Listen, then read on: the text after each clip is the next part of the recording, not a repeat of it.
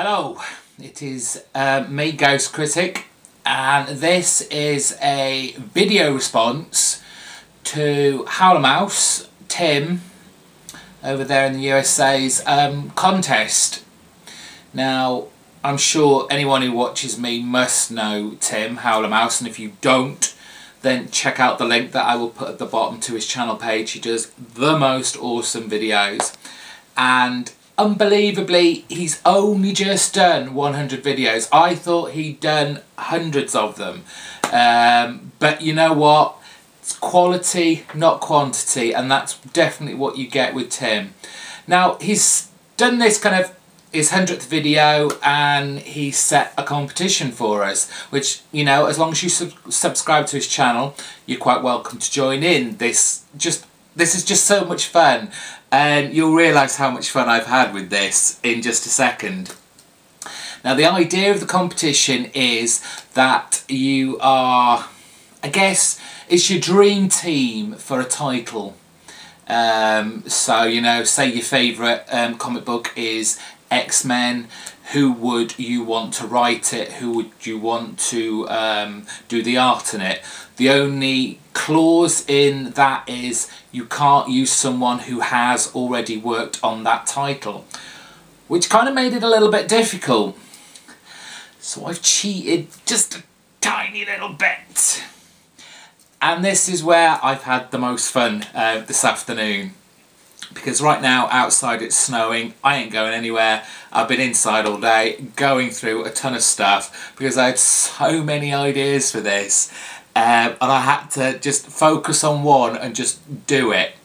So, without further ado, and bear with me here, guys, because I feel like I've done a ton of work on this. Anyway, the title I've chosen is this.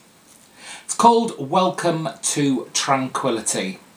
Now, for those people who aren't aware of this title or don't know a lot about it, firstly, it was originally written by Gail Simone.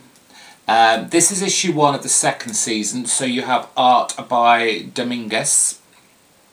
It's a great title. I love this, and if you ever get the chance to pick this up, do so.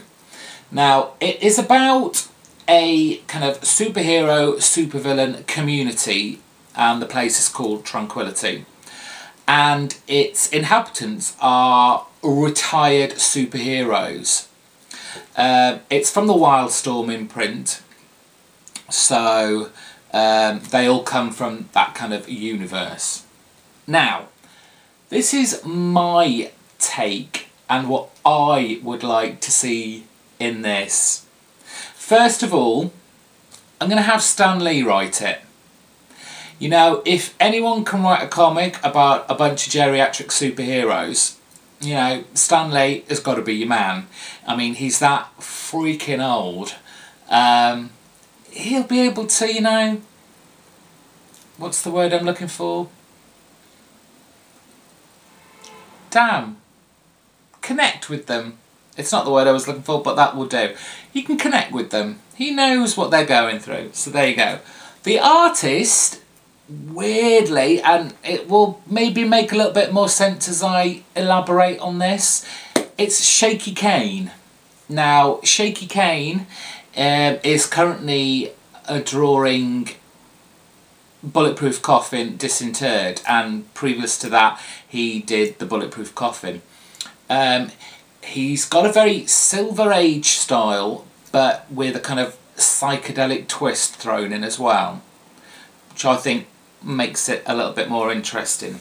Now, I just didn't want to do that. I just didn't want to say, I want this, and I want this artist, and I want this writer. I want to create this world. I want to create the characters that are in there, but pulling from within a comic, the comic book characters that already exist or have existed. And given that Tranquility is a place where retired superheroes and supervillains go, I kind of took myself back to the golden Silver Age kind of era of comic books, and I started building on this community of people and why they're there, or you know, what's their incentive or motive for being there. So I'm just going to introduce you to a few of the characters that live in Tranquility. First off, strange choice as this may be, this guy here, the Human Torch. No, not Johnny Storm. This is the original, the kind of robot android Human Torch. From, well, as you see in this title, he was in The Invaders. This may seem a strange choice, he's an android, but this guy is like 60, 70 years old at least. And this is where I kind of go with this character, is that, you know, obviously he's an android, he's a robot, he still has all his amazingly good looks, his physique, but you know, he's a robot, technology has moved on, so in that case he is kind of retired now. He's become like, I don't know, the ZX Spectrum of androids. He's pretty useless now, so that's why he's there. The kind of ironic thing with him in the community is that yes, he has all these great looks and all the women that live there all fancy him because he still hasn't aged a lot, even though he is of their age. And of course all the men hate him because they've all grown old and wrinkly, and the women don't like them as much as they do our Human Torch. Manhunt is also in this community. Manhunter Paul Kirk. He has a secret double life in this community. Sure, he's retired, but he can't let go of that spy, super spy lifestyle that he led, and disappears for months on end to go and do more daring James Bond type missions. So I thought he'd be really, really nice to put into the community. Now we have three ladies. Now these three ladies all live together. Remember, they are now old, they're retired, but these are what they used to look like. Firstly, we've got, I hope you can see this, up here. It's Sheena, Queen of the Jungle. We also have in this household, sorry about this, we have this lady, Lorna, Jungle Queen. And unfortunately I couldn't get a picture of her, but also, oh no, I did actually, but it's just not that great. Hold on. You know where I'm going here, don't you? You've found the connection already. Probably won't see this as well, but we've got Remap, Jungle Girl. Now, all these ladies live together, which kind of a scary thought, but you know, they're like those three old ladies you see in a cafe, and they're all kind of, they look as if they're all really happy with each other, but they're always making little snipes about each other.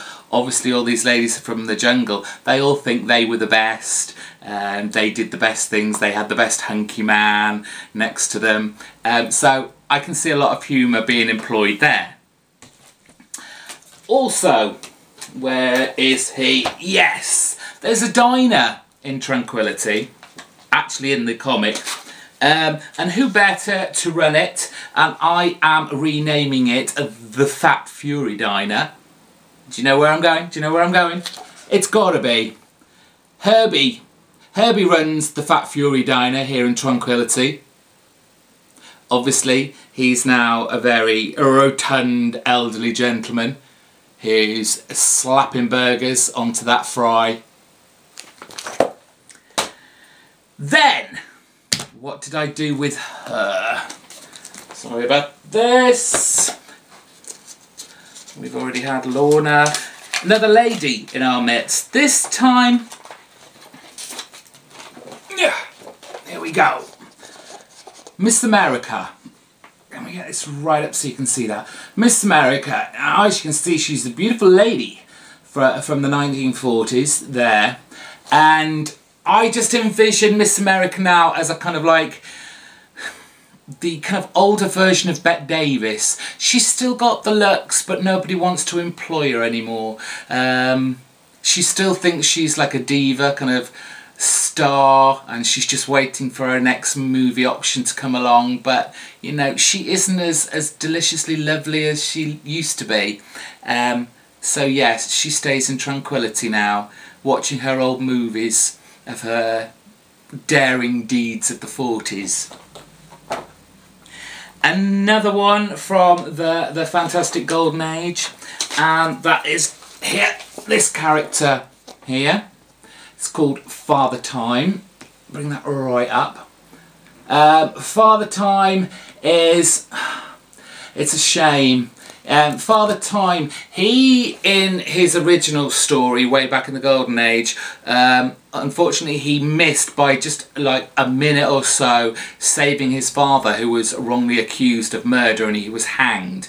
So we now have this man in his twilight years still regretting that one moment and what could have been and the bond he could have had with his family, with his father.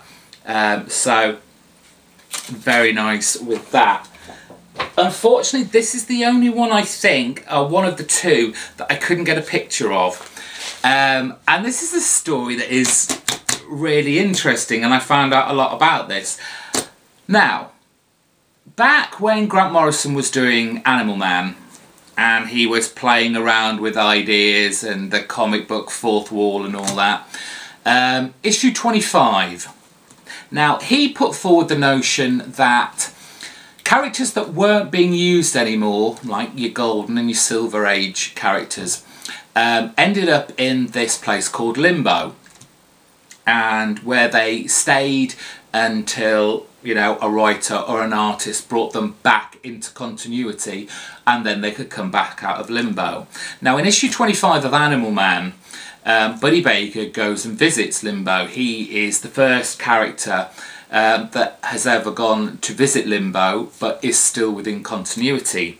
Now, along his way, he meets a character called the Gay Ghost. Now, in Animal Man, Buddy tries to get the Gay Ghost to come back. He doesn't want to go back purely because of the connotations of his name. Obviously back in like the 40s, gay meant happy and jolly, you know, let's have a gay old time. The connotations are a bit different now, and this was the reason he didn't want to come back. And obviously this character wasn't homosexual. So I want to bring him back into comic book into this comic book tale. And obviously by being created within this comic, he can now come out of this land called Limbo. And because he's still so embarrassed by this whole idea, he's called the Gay Ghost, and he can't differentiate between the two kind of meanings of the word, he's gone and hidden himself in this town called Tranquility. The fact that everybody's laughing at him behind his back is just part of the story. It's sad. Now, it's not just superheroes that are in this community. I also picked a few kind of villains for the time. And the first one is one of Wonder Woman's kind of persistent, I would say, characters from, let's see, when did he? 1991.